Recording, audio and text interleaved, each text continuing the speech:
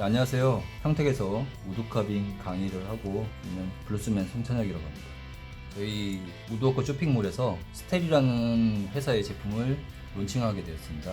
이 스테리라는 제품은 제가 써보고 여러 가지 이렇게 검토를 거쳐서 이번에 상당히 많은 종류의 칼들이 들어오게 됐는데, 굉장히 다양한 제품들이 있고 성능도 어느 정도 받쳐주고 가격대도 아주 고가도 아니고 그렇다고 제품이 너무 나쁜 것도 아닌, 저가의 그런 안 좋은 제품들이 아니면서 상당히 좀 독특한 점들이 있는 회사예요. 또 우리나라에 잘 없거나 있다고 하더라도 좀 고가의 것이거나 이런 것들도 많이 들어왔어요. 그래서 다양한 제품들, 또 세트 구성들 여러 가지 잘 살펴보시고 자신한테 맞는 거, 필요한 것들 잘 판단하셔서 구입해 보시기 바라고요.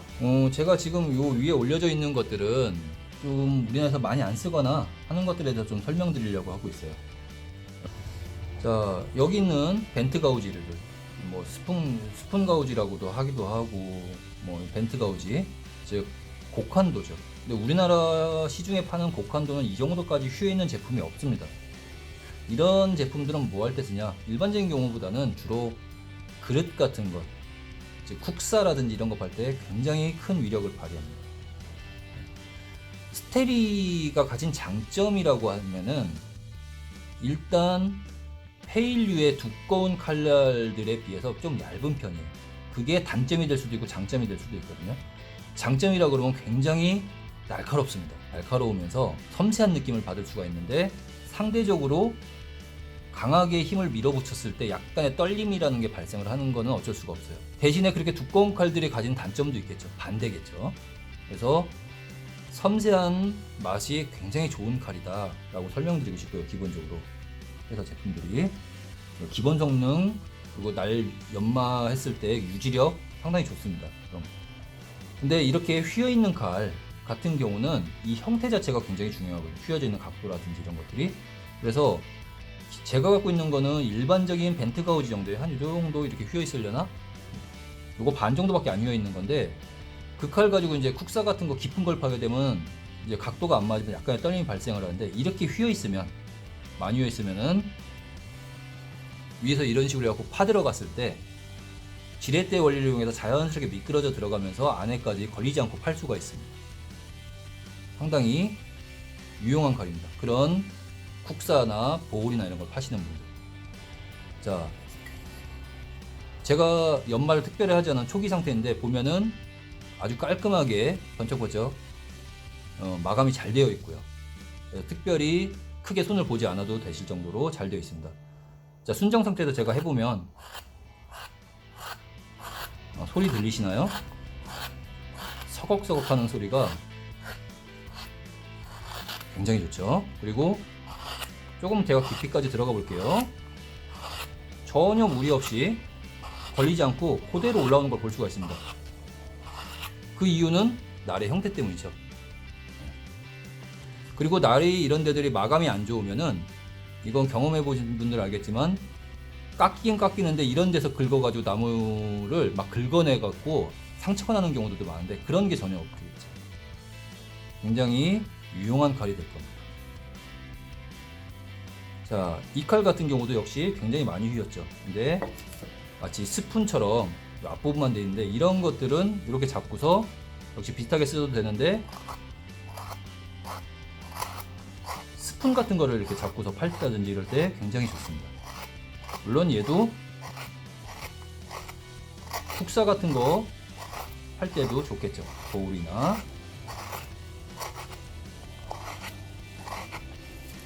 자, 낮은 것들을 팔 때, 깊이가 낮은 것들을 팔 때는 이런 것들이 오히려 안 좋을 수가 있어요. 그런 경우는 일반적인 환도나 일반적인 곡한도를 쓰셔도 되는데, 문제는 깊은 것들을 팔 때는 이런 칼들이 있어야지 무리 없이 깨끗하게 칼만으로도 마감이 가능해집니다. 자, 이 두 개의 곡한도를 소개해 드렸고요. 가격도 아주 합리적이고 저렴한 가격에 나온 걸로 알고 있습니다. 그리고 이 두 칼인데, 스테리라는 회사가 굉장히 다양한 제품군을 가지고 있어요. 그 중에서도 굉장히 또 강한 것 중에 하나가 이런 칩카빙류입니다. 보통 우리가 알고 있는 칩카빙 칼은 페일이라든가 투쉘이라든가 또는 플렉스컷 같은 데서 나오는 제품들이 있는데, 기본 칼들이 있죠. 근데 이 칼 같은 경우 기본적인 칩카빙 할 때 굉장히 유용하고, 또 하나 저는 이제 칩카빙도 쓰지만 많이 쓰는 게 이 칼 같은 경우, 이렇게 생긴 칼. 이 칼의 경우는 요 뒷날을 굉장히 많이 씁니다. 뒤쪽 부분. 앞날도 많이 쓰고, 특히 이 뒷날을 굉장히 많이 쓰는데, 어떨 때 많이 쓰냐면 이런 식으로 잡고서 쭉 이렇게 밀게 되면은 선을 깊이 들어가기가 굉장히 편해요. 저항이 없이. 일반적인 창칼을 이용해 갖고 앞날을 이용해서 하려고 그러면 굉장히 저항이 많이 걸리거든요, 익숙하지 않은 분들한테는. 근데 뒷날을 이용하면은 내가 원하는 대로 이렇게 칼이 깊이 들어가면서도 저항감이 없이 쭉쭉 이렇게 잘 나가게 됩니다. 그래서 내가 원하는 모양을 하는 그런 부조, 릴리프라든지 또는 칩카빙이라든지 이런 데서, 자 보시면 이렇게 가볍게 해도 툭 떨어지는 이런 걸 볼 수가 있습니다. 초기 연마 상태 굉장히 좋고요. 역시 다시 말씀드리지만 제가 손을 전혀 안 댄 순정 상태 칼입니다. 그리고 자, 우리나라에서는 창도, 인도라고 얘기하죠. 창칼 뭐 이렇게도 얘기하는 이런 형태의 칼인데 굉장히 크고, 동양 칼이랑 다르게 양날로 되어 있습니다. 얘도 주로 칩카빙용으로도 많이 쓰고 릴리프용으로도 많이 씁니다. 이렇게 잡고서. 그래서 양날이기 때문에 특정한 방향이 없고 왼손잡이, 오른손잡이 다 쓸 수 있겠죠. 역시 내가 원하는 모양대로 칩을 따낸다든지, 가장 기본적인 삼면각 같은 경우 찍고 이렇게 해서 모양을 이렇게 따낸다든지 쉽게 따낼 수가 있게 됩니다. 많지 않은 칼의 형태죠. 이렇게 넓고, 특히나 넓고 이런 것들은. 그리고 이런 칼들은 저희가 또 많이 쓰는 거, 평도도 많이 쓰는데 이런 식으로 잡고서 면을 다듬는 용도로 저는 이런 칼들을 많이 쓰거든요.